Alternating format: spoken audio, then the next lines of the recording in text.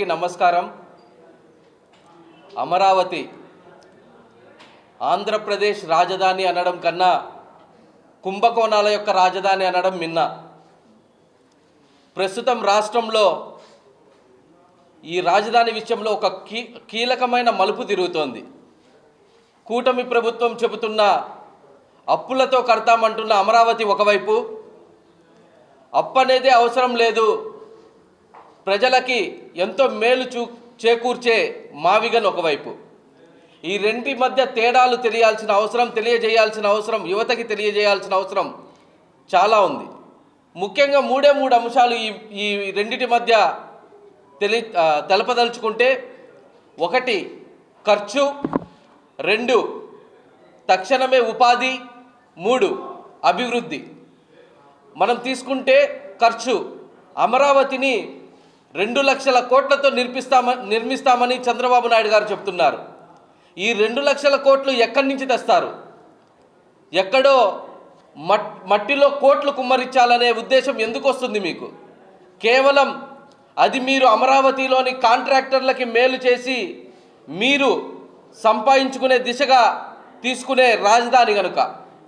అదే మావిగను పోల్చుకుంటే 110 కిలోమీటర్ల యొక్క కారిడార్ ఉన్న ఈ మావిగన్ మచిలీపట్నం, విజయవాడ, గుంటూరు, ఇందులో 20,000 కోట్లు పెడితే మనకు కావాల్సిన రాజధానిని అత్యద్భుతంగా నిర్మించుకోవచ్చు.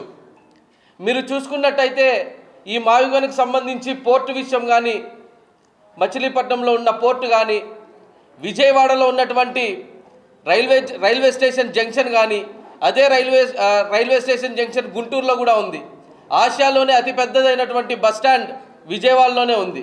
ఇటువంటి అంశాలను తీసుకుంటే మావిగన్ అనేది ఖర్చు విషయంలో 10% మాత్రమే అమరావతితో పోల్చుకుంటే. ఇంకోటి తక్షణమే ఉపాధి.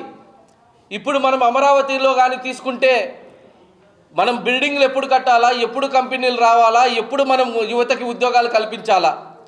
ఈ అమరావతి పేరుతో చంద్రబాబు నాయుడు యువతకి ఇస్తానన్న 20 లక్షల ఉద్యోగాలు ఆయన ఇంకో 10 సార్లు సీఎం అయినా కూడా ఇవ్వలేడు కూడా.